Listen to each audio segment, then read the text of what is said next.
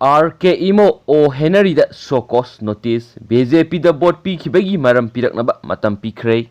haukiba sahi English singani ga taraga tareta Congress ki ticket mikhal thengnaduna mai pakiba Sagolban Assembly Constitution gi MLA RK Imo amadi Wangkhai Assembly Constitution gi MLA Okram Heiri da ngasi Manipur Pradesh Congress Committee na notice asi phangbadagi sayol anigi manungda pakhom piraknaba khankrei MLA Anida Maral Kasi Duna Karigumba Piriba Matam Gimanunda Pokom Pirectava Tarabadi Party na Makhatana Pau Pidana Makwe Anigi Matakta Disciplinary Action Committee na Tabak Lokot Kani Heiri RK Imo Amadi o Heiri Animang na Indian National Congress ki Waret ki Mayokta Hokiba Jun Taragama Panapangtokpa Rajya Sabha gi Mikhal da Party na Putok Pamirepta Bot Pidana BJP na Putok Pamirepta Bot Pi ki Haina Maral Siri RK Imo bi Indian National Congress ki authorization yaudana Chief Minister na Delhi da Satur flight amada Jun Kuntrada Delhi da satpa yaw ki haina Sokos notice aduda Maral Siragli o Heiri dana Rajya Sabha Mikhal numitta mai paklaba BJP gi mirepu ikai khumnabu utuna Chief Minister gi office ta pangthokpa taramna okpagi tharom da saruk ya ki haina Maral Siragli RK Imo amadi o Heiri animal BJP gi Chief Minister ga ngahak leitana loinaba print amasum electronic media da ure hena Sokos notice ki serol sing aduda panbaga loinana makhoi ani na tawriba thabak sing asi party gi mayokta leiba thabak ni Heiri phibam sing asi Indian Constitution gi tara suba schedule gi provision sing gi makhada miyeng sangsiningai oi haba wafam palladuna Sokos notice adu ngasi issue tawbani haine MPCC gi General Secretary Administration Haresor Doswami gi serol amada phongdorokli notice phangbadagi serol anigi manungda siriba maral sing asigi matangna pakhum natragana explanation pirakadabani amadi piraktaba tarabadi party gi rule amadi atai law singi makhatana paupi dana thabak lokhotkani haina serol singduna makhatana phongdokhi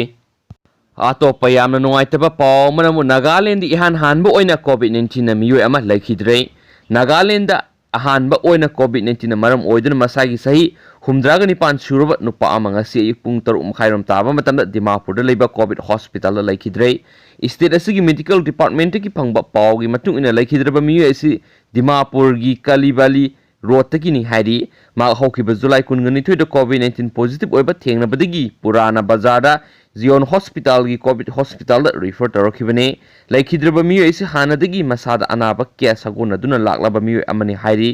ma heart ki anab leiba maramna pacemaker haptuna leiba patient amane atopa yamna luba maru oiba paw manamu Manipur gi wangbada Assam gi Kotraba district gi Deepak Barma kauba miyu amana Leiramanbadagi numit taraga mangani khakta ngairiba maki Machanupi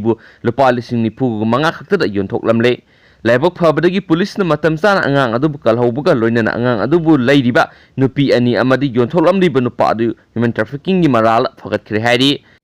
Dantolo Mandaria da leiba Deepak Barma COVID-19 na maram oiraga leibak sin mathuna lockdown laikhibadagi Gujarat gi halaklaba matung lairabagi awaba potlum puduna lenkhi mak mafam aduda labor ama oina thabak subani Heiri mak na mayumda halaklaba matung thabak sufam leitabadagi maki imung puba ngamdabagi phibamda laikhi mak na halaklaba matung Kusugaon Patakata da leiba maki nupi gi mayumda laikhi ikuidana maki nupi adu ani suba masa oina angang nupi masa amar pokhi lockdown manung asida thabak supam leitabadagi maki nauna poksabi masa nupi adubu yonthoknaba honakhibane loinana maki numitaraga mangani khaktama ngairibi masa nupi adu maki nupi khangandana nupi anida lupa Lishing nifu gu manga khaktada yonthoklamani haina Nedan Foundation gi chairman Digambar Nazari na phungdokhi thaudo asi maki nupi na khanglakpadagi lekai miyam go loinana Kusugaon police station na complaint ama thangalakibane complaint adu phangbadagi police na angang adu kanbangam khibane loinana angang adu bu leiriba nupi ani amadi masabu yontholakliba nupa adu phagat khibane hanasu pawsina makhatari loisilak pada maru ebo content masang hatang mayam da share tawjaramge Thawbal doctor ama positive oire Senapati da posting taba Thawbal district ki Lilong Turel ahan bidagi doctor ama ngasi laisat asigi positive oire amasum Thawbal oiriba laisat asigi phibam state technical expert committee na lumna khanakhre amaromda paw amana ngasi Thawbal positive oikiba sing adugi manungda Thawbal kaithel dukan phama miyu amasu laisat asigi positive oiba thengnare hainasu paw sina makhatari